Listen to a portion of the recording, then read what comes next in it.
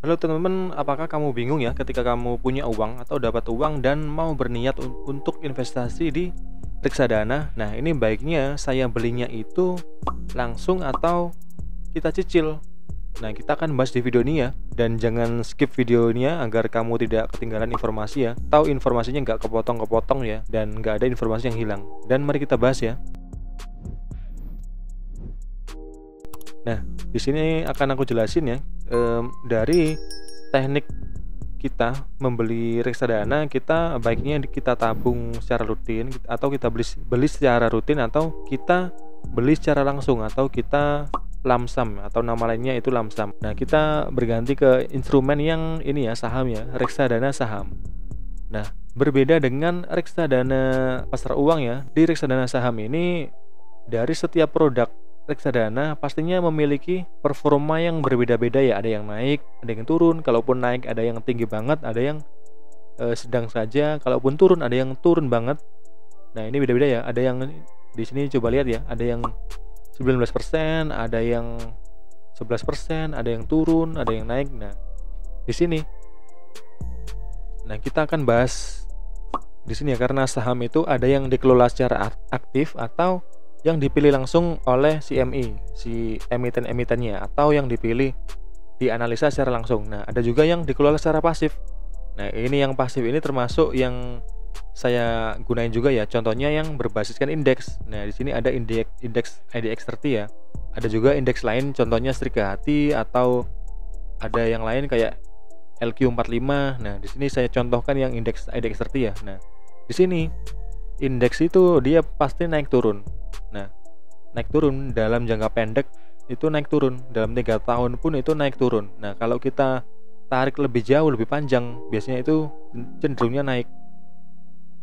Nah, kalau bahkan dari tahun berapa ini ya, kita cek 2018, karena indeksnya ini masih terbilang baru, IDX30 ini nggak seberapa naik ya, bahkan cenderung turun. Nah, kalau biasanya kalau indeks contohnya itu indeks, kalau teman-teman, nah ini contoh indeks kita ya, ISG.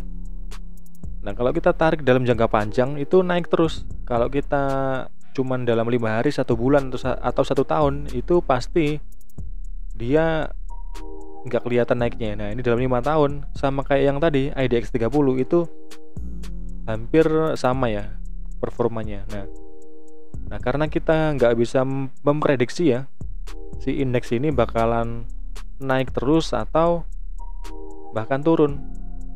Nah, biasanya ini yang saya lakuin ya, saya gunain teknik buat nabung rutin atau DCA. Kita cicil, kita beli reksadana. Nah, kita beli reksadana misalkan 1 bulan sekali atau 1 minggu sekali. Nah, kita beli meskipun dia lagi naik atau turun, kita tetap beli. Nah, dengan harapan kita akan memperoleh harga rata-rata dari indeks ini. Nah, karena kalau kita udah niat di indeks, berarti kita nggak boleh muluk-muluk ya. Ingin return yang tinggi sampai multi-bagger 100% gitu, kita nggak muluk-muluk. Yang penting kita bisa menyamain dengan indeks kita.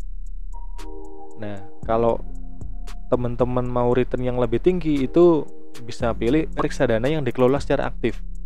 Nah, untuk memilih reksadana secara aktif ini tentunya sedikit berbeda ya, dan tentunya beda-beda karena setiap manajer investasi pastinya mempunyai kompetensi dan pengalaman yang berbeda.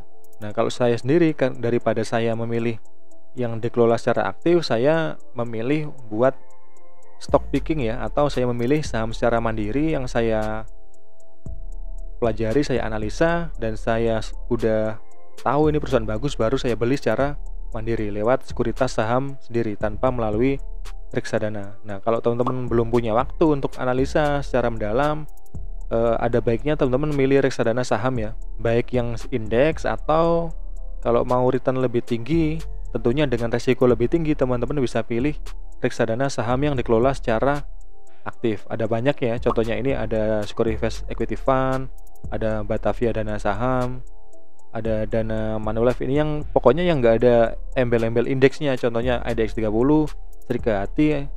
Nah, itu pastinya itu yang bukan indeks. Nah, dan intinya teman-teman silahkan ya tanyain ke diri kamu ya, kamu itu tujuannya untuk investasi ke pasar uang atau saham. Nah, baru pilih tekniknya yang sesuai. Nah, dan semoga ya video ini bermanfaat ya, dan teman-teman bisa belajar dari sini, dan karena saya juga belajar terus masih bertumbuh ya, dan semoga kita bisa sama-sama bertumbuh menjadi investor yang cerdas sehingga kita bisa meningkatkan literasi keuangan di Indonesia tercinta ini.